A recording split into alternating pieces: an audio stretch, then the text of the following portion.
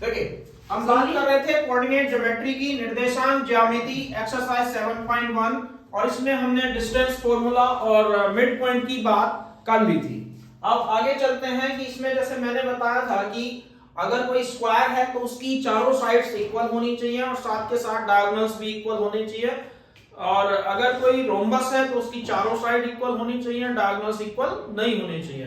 Rectangle की बात करते हैं तो उसकी अपोजिट साइड इक्वल होनी चाहिए और जो डायगोनल्स हैं वो भी इक्वल होने चाहिए। अगर हम पैरेललोग्राम्स की बात करें तो उसमें क्या है, अपोजिट साइड्स इक्वल होनी चाहिए और डायगोनल्स इक्वल नहीं होने चाहिए। तो यहाँ पे इन सब की बात की कौन सी कंडीशंस कैसे हम यूज करेंगे तो उसकी बात कर ली थी। अब हम 1 2 3 4 लगभग सेम ही है, सारे कॉन्सेप्ट मैंने लिखा दिए थे। अब यहाँ बात कर रहे हैं question number 6, name the type of quadrilateral formed by, यानी कि 4 पॉइंट गिवन है 1 2 3 4 और इनसे हमें बताना है कि स्क्वायर बनना है या रोम्बस बनना है, रेक्टेंगल बनना है या पैरेललोग्राम्स बनना है। कैसे पता करेंगे? मान लो हमारे पास 4 पॉइंट हैं, ये ए बी सी डी। अब हमें चेक करना है तो मैंने बताया सबके लिए पहले चारों साइड दोनों डायगोनल्स निकालेंगे। तो जब इसके सॉल्यूशन की बात करते हैं तो पहले मान लो ये ए है और ये बी है और ये हो गया 1, 0। अगर हमें ए बी निकालना हो तो फॉर्मूला लिखाया था x2 माइनस x1 का whole square y2 minus y1 का स्क्वायर, यानी कि 1 और माइनस माइनस प्लस 0 माइनस 2। अगर हम यहां सोल्व कर रहे हैं तो 1 प्लस 1 2 का स्क्वायर और यहां पे देख रहे हैं 4 प्लस 4 कितना हो गया 8। अगर 8 के फैक्टर करने हैं तो ऐसे भी छोड़ सकते हैं, अगर फैक्टर करने हैं तो क्या हो जाएगा 2√2। क्यों? 8 इक्वल टू 2 इंटू 2 इंटू 2, ये पेयर बन गया, बाहर आ गया तो ये बचा 2√। नहीं आता तो यहां पे छोड़ दीजिए।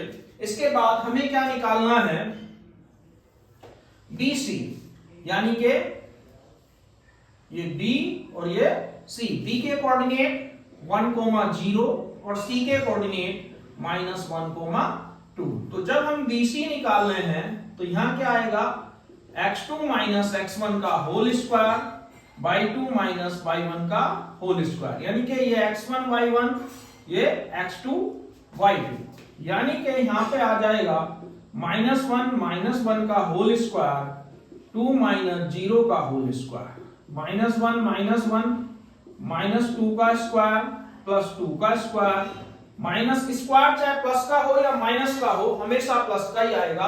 तो 4 प्लस 4 कितना हुआ 8 कितना हो गया 2√2 यूनिट। क्लियर है? ए बी निकल गया, बी सी निकल गया। अब हम बात करेंगे किसकी, सी डी, यानी कि -1, 2। अगला है -3, 0। ये कैसे है, ये फिर x1 y1 और ये x2 y2। अगर हम यहां BC की या CD की वैल्यू निकालने हैं तो कैसे आएगी, -3 प्लस 1 प्लस 0 माइनस, तो यानी कि -2 का होल स्क्वायर प्लस -2 का होल स्क्वायर, यानी कि कितना आ गया, अगर हम इसे सोल्व कर रहे हैं तो ये वैल्यू आ गई CD इक्वल टू 2 2 जा 4 प्लस 4 यानी कि 8 और ये भी कितना हो गया 2√2 यूनिट। क्लियर है? इसके बाद एक बचा हमारे पास AB हो गया, BC हो गया, CD हो गया, अब बचा AD। तो जब हम AD निकालेंगे तो ये A और ये D, तो यानी कि AD है -1 2 और -3 0, यानी कि ये x1 y1 और ये x2 y2।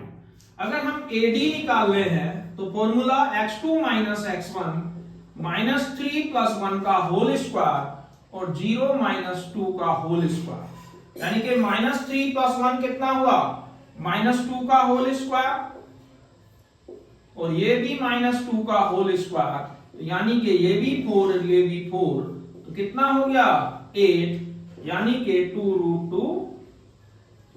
क्लियर है?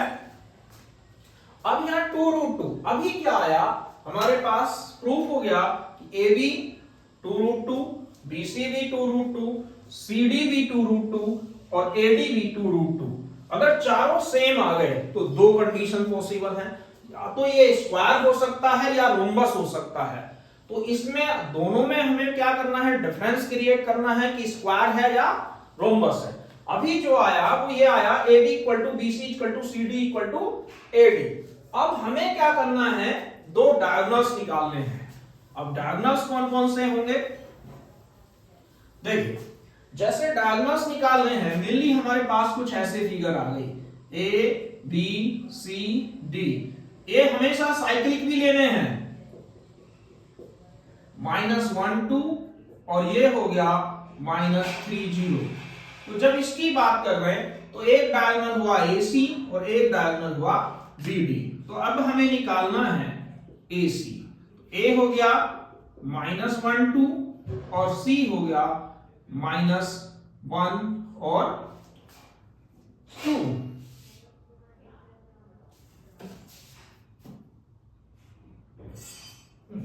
ये -2।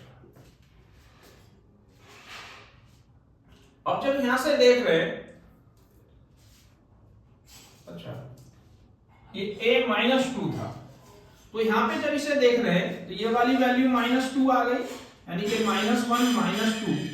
तो यहां पे क्या होगा, जब सोल्व कर रहे हैं तो AC फिर से निकाल देंगे, x2 - x1 -1 + 1 और ये 2 + 2, क्योंकि यहां माइनस है इसलिए माइनस माइनस प्लस, इससे ये कैंसिल।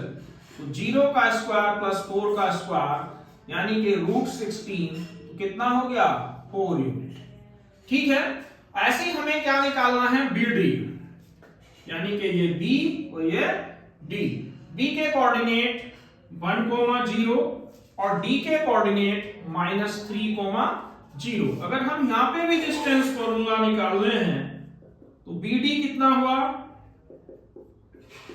+0 - 0, तो ये आ गया 3 और 1 कितना हो गया, 4, 4 का स्क्वायर 16 + 0 यानी कि ये भी हो गया 4 यूनिट। क्लियर है? तो यहां क्या आया, AB BC CD AD चारों इक्वल हुए और AC और BD भी कैसे हुए, इक्वल हुए। It means ABCD is a square. ठीक है, समझ में आ गया? तो यहां जो था -1 -2 था, उसमें मैंने मेनली क्या था, यहां पे कोई इसका 2 + 2 4 ही लिखा था। तो यहां पे जो है, तो क्या हुआ कि मैंने बताया था कि अगर चारों साइड्स इक्वल हो रही हैं, डायगोनल्स निकालने ही निकालने हैं, क्योंकि अगर डायगोनल्स सेम है तो स्क्वायर है, डायगोनल्स डिफरेंट है तो रोम्बस है। तो ये क्योंकि डायगोनल सेम आए इसलिए स्क्वायर है, बाकी इसके सारे पार्ट भी बिल्कुल सेम तरीके से होंगे। अब हम बात करते हैं, ये क्वेश्चन भी बहुत अच्छा है, इस टाइप के क्वेश्चंस आ सकते हैं। अब देखते हैं क्वेश्चन नंबर 7। इसमें क्वेश्चन नंबर 7, 8 और 9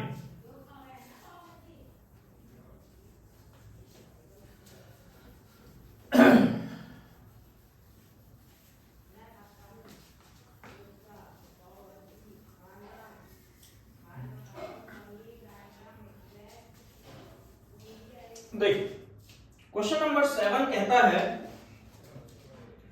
7